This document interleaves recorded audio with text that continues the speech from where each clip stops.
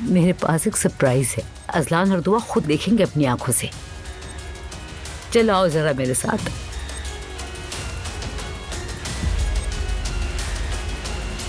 पसंद आया और बहुत ये मुख्तलिफ है। हाँ जाहिर है, मैंने लगवाया है तो पसंद तो आएगा, और इससे नजर नहीं लगती। आपकी मेहनत साफ नजर आ रही है। आपकी इस मेहनत के लिए शुक्रिया अम्मी, बहुत मेहनत की।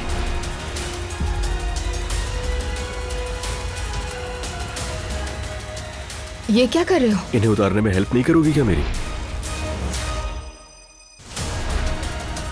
अरे ये क्या कर रहे हो, पागल हो गए हो क्या?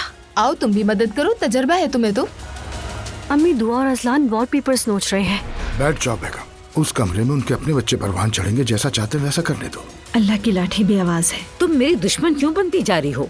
असल में तो आप खुद अपनी दुश्मन हैं।